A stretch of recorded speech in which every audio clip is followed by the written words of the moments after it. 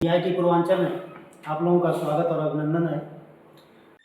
आज हम लोग जो आगे पढ़े थे शब्दालंकार में, आज उसी से संबंधित जो जो शेष बचे हैं उसी के विषय में आज हम लोग अध्ययन करेंगे। इस कक्षा में, इस क्लास में उसी का हम लोग अध्ययन करेंगे। जाता है आपका वृत्तीय अनुप्रास।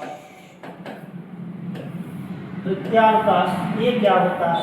हमने पहले ही कहा था कि एक इसका जो छेकानुप्रास और वृत्त्यानुप्रास देखने में कुछ समान लगते हैं, लेकिन इनमें अंतर होता है। उसमें क्या होता है कि जहां पर स्वरूप और क्रम से अनेक वर्णों की केवल एक बार आवृत्ति होती है तो उसमें क्या हो जाएगा? छेका। लेकिन वृत्त्या में क्या होता है कि इसमें एक भी वर्ण हो सकता है और एक से अधिक भी हो सकता है। वहां पर अनेक वर्णों की आवृत्ति केवल एक बार हुई है, और इसमें क्या होता है, वहां स्वरूप और क्रम का ध्यान देना होता है, लेकिन यहाँ स्वरूप और क्रम से बहुत मतलब नहीं है। इससे वहां पर यहाँ पर मतलब नहीं है। यहाँ पर एक भी वर्ण हो सकता है और एक से अधिक वर्ण भी आ सकता है। क्या हो सकता है? इसमें एक वर्ण भी हो सकता है या एक से अधिक भी आ सकता है। तो जहां पर एक या अनेक वर्णों की आवृत्ति एक से अधिक बार हो, वहां पर अनेक वर्णों की आवृत्ति केवल एक बार होती है तो छेका। जहां पर एक या अनेक वर्णों की आवृत्ति एक से अधिक बार हो जाती है, एक से अधिक बार हो जाती है, उसी में कौन सा अनुप्रास हो जाएगा? वृत्त्यानुप्रास। उसमें कौन सा अनुप्रास हो जाता है? वृत्त्यानुप्रास। तो वहां अनेक वर्णों की आवृत्ति जब एक बार, छेका। एक या अनेक वर्णों की आवृत्ति एक से अधिक बार अगर होगी तो उसमें कौन सा अनुप्रास हो जाएगा? वृत्त्यानुप्रास। यही इसकी परिभाषा है। एग्जाम्पल देखते हैं कि इसका एग्जाम्पल देख के अगर बात किया जाए तो उदाहरण जरा देखिए।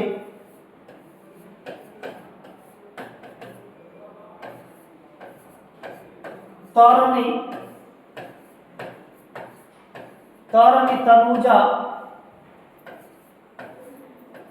तट तमाल तरवर बौछाए। तरवर बौछाए। तरनी तनुजा तट तमाल तरवर बौछाए। देखिए पहला शब्द में त वर्ण है। देखिए त वर्ण और कहीं आया है? यहां भी आया है, यहां भी आया है, यहां भी आया है, यहां भी आया है। कितनी बार आया है? 1 2 3 4 5। एक से अधिक बार आवृत्ति हुई है। जहां पर एक या अनेक वर्णों की आवृत्ति एक से अधिक बार हो तो जो वर्ण है इसकी आवृत्ति कितनी बार हुई? एक से अधिक बार। 5 बार आया है, अर्थात इसकी आवृत्ति कितनी बार हुई है? 2 बार। इसकी आवृत्ति कितनी बार हुई है? 2 बार हुई है, एक से अधिक बार हो गई।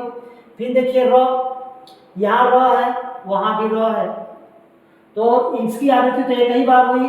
न एक ही बार। तो चाहे एक वर्ण आ जाए चाहे एक से अधिक वर्ण, चाहे एक वर्ण हो चाहे एक से अधिक वर्ण हो, अगर उसकी आवृत्ति अगर एक से अधिक बार होगी, एक से अधिक बार, अगर एक बार होगी छेका, अगर एक से अधिक बार होती है तो उसमें कौन सा अनुप्रास हो जाता है? आपका वृत्त्यानुप्रास। यहाँ पर त वर्ण की आवृत्ति एक से अधिक बार हुई है, जिसके कारण इस पंक्ति में कौन सा अलंकार हो जाता है? आपका वृत्त्यानुप्रास। कौन सा अलंकार हो जाएगा? वृत्त्यानुप्रास। अगला एग्जांपल एक और देखिए।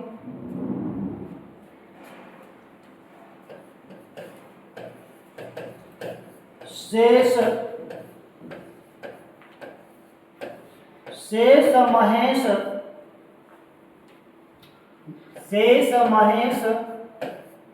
गणेश दिनेश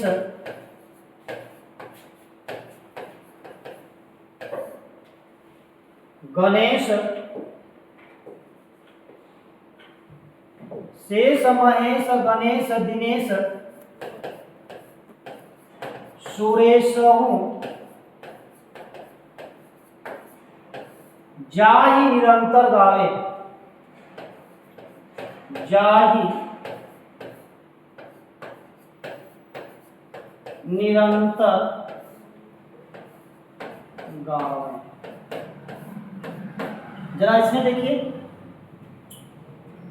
सवर्ण यहाँ भी स, यहाँ भी स, यहाँ भी स, यहाँ भी स।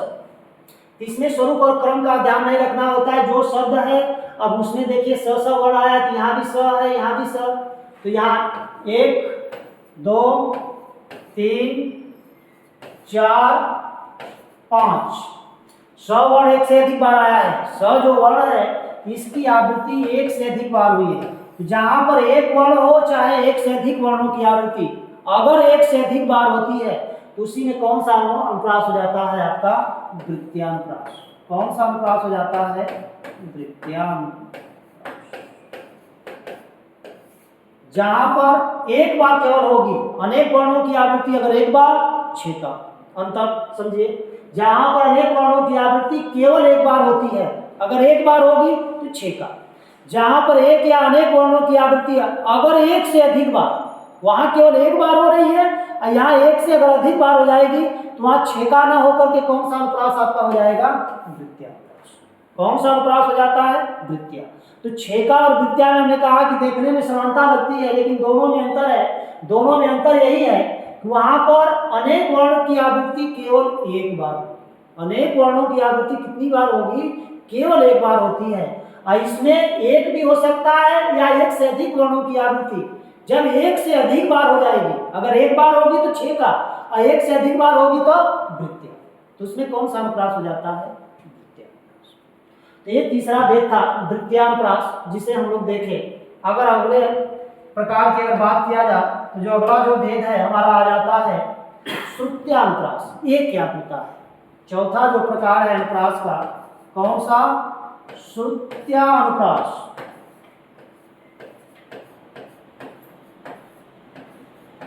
आइए इसकी अगर बात किया जाए कि श्रुत्या, जैसा कि नाम है श्रुत्या मतलब सुन करके, तो क्या सुन करके?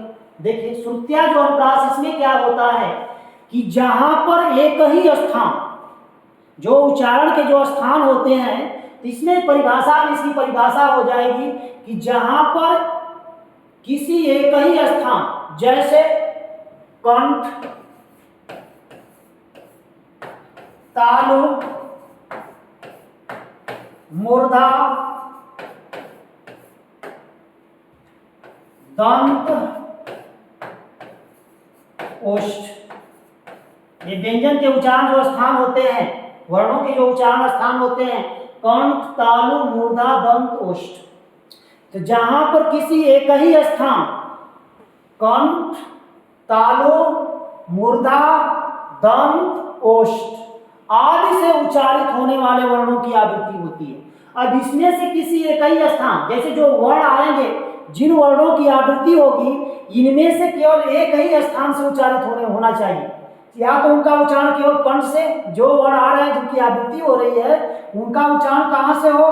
केवल मात्र कंठ से हो, या उस तालु से हो, या मूर्धा से हो, या दंत से हो, या कहाँ से हो?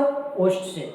इनमें से एक ही स्थान, जो वर्णों की आवृत्ति होगी, इनमें से किसी एक स्थान से अगर उच्चारित होने वाले अगर वर्ण की आवृत्ति होती है तो उसमें कौन सा अनुप्रास हो जाता है? श्रुत्यानुप्रास। परिभाषा हो जाएगी कि जहां पर किसी एक ही स्थान से उच्चारण, जहां पर किसी एक ही स्थान, जैसे कंठ, तालु, मूर्धा, दंत, ओष्ठ आदि से उच्चारित होने वाले वर्णों की आवृत्ति होती है, वहां पर कौन सा अनुप्रास हो जाता है? श्रुत्यानुप्रास। जहां पर किसी एक ही स्थान, जैसे कंठ, तालु, मूर्धा, दंत, ओष्ठ आदि से उच्चारित होने वाले वर्ण की आवृत्ति होती है, वहां पर कौन सा अनुप्रास हो जाता है? श्रुत्यानुप्रास। जैसे एग्जाम्पल देखिए, अगर एग्जाम्पल की बात किया जाए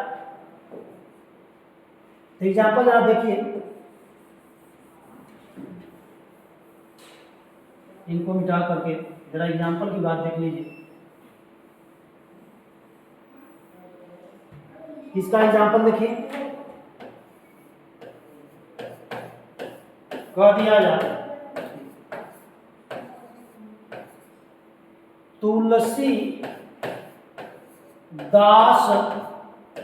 तुलसीदास सीदत निषदिन, सीदत निशिदिन देखत तुम्हारी निठुराई, देखत तुम्हारी निठुराई, देखत तुम्हारी निठुराई। तुलसीदास सीदत निसदिन देखत तुम्हारी निठुराई। इस पंक्ति में देखिए तो जरा किन किन वर्णों की आवृत्ति हुई। देखिए यहाँ पर त वर्ण है, तो और किस कहीं पर त वर्ण है, यहाँ पर त वर्ण आया है। इस शब्द में भी क्या है, त वर्ण यहाँ है, वहां भी त है, तो किसकी आवृत्ति हुई, त वर्ण की। तो हो गई। ल है तो ल वर्ण कहीं और आया है, नहीं। फिर छोटा स है, स देखिए इसमें भी है, स यहाँ भी है, तो इस स की आवृत्ति हुई। स वर्ण 2 बार आया है, साथ इसकी भी आवृत्ति हुई। फिर द है, तो द वर्ण देखिए यहाँ भी है, द वर्ण यहाँ भी है, द वर्ण यहाँ भी है। तो एक बार अगर इसकी अगर बात किया जाए द वर्ण की, तो यहाँ भी द है, यहाँ भी द है, यहाँ भी द है, यहाँ भी द है। तो 1 2 3 4 4 बार आया है, इसका मतलब द की कितनी बार आवृत्ति हुई है, 2 बार। तो यहाँ कितनी बार हुई उससे मतलब नहीं है, एक ही स्थान से उच्चारित होने वाले अगर एक ही स्थान से उच्चारित होने वाले अगर वर्ण की आवृत्ति होगी तो उसमें आपका श्रुत्यांतरास होगा। तो द की हो गई। फिर यहाँ पर छोटा स का हो ही गया है, तो हो ही गया है न। और देखिए न किसी में है, वहां निठुराई, यहाँ न आ रहा है, न कहाँ आ रहा है, यहाँ। तो किसकी आवृत्ति हुई है, न की भी हुई। और ऐसा कोई वर्ण है जिसकी आवृत्ति हो रही हो, निठुराई। तो देखिए अब देखिए कि त स द न इन वर्णों की आवृत्ति हुई है। अब इनका उच्चारण स्थान का क्या है, कहाँ से उच्चारण होता है। देखिए इस त का उच्चारण भी कहाँ से होता है, दंत से। छोटा स का भी उच्चारण कहाँ से होता है, दंत से। द का भी उच्चारण कहाँ से होता है, दंत से।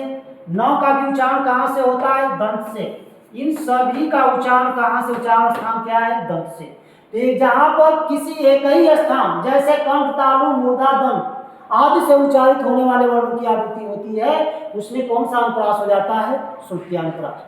तो एक ही स्थान यानी दंत से उच्चारित होने वाले केवल वर्णों की आवृत्ति हुई है। स्थान केवल एक है, कौन, दंत। इसकी भी दंत से होती है, इसका भी दंत, इसका भी, इसका भी। इन चारों वर्णों की आवृत्ति दंत स्थान से हो रही है।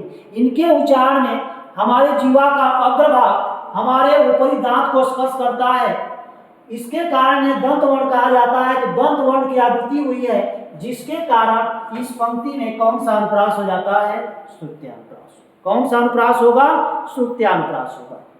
अगला लास्ट जरा भेद की अगर बात कर लिया जाए, उसकी भी चर्चा। 5वां जो भेद है अनुप्रास का, वह कौन सा होता है, अंत्य अनुप्रास। ये क्या है, जैसा कि नाम है अंत्य धन अनुप्रास, अंत्यानुप्रास।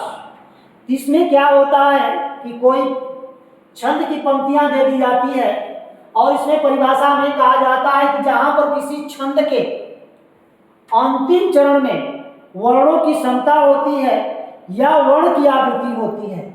परिभाषा देखिए, परिभाषा इसकी क्या होगी, सुनिए ध्यान से। जहां पर किसी छंद के अंतिम चरण में वर्ण की समता या समानता होती है, वहां पर कौन सा अनुप्रास हो जाता है, अंत्यानुप्रास होता है। जहां पर इसमें छंद आता है, जहां पर किसी छंद के अंतिम चरण में वर्णों की समता अर्थात समानता, वर्णों की समता या समानता होती है, वहां पर कौन सा अनुप्रास होता है, अंत्यानुप्रास होता है। जैसे एग्जाम्पल से देखिए और बात समझ में आ जाएगी। जैसे कहा जाए कि रघुकुल,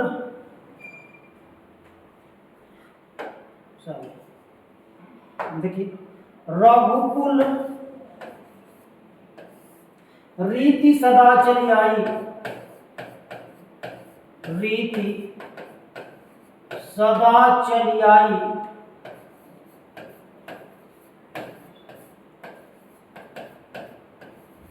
रघुकुल रीति सदा चली आई, प्राण जाय पर वचन न जाई।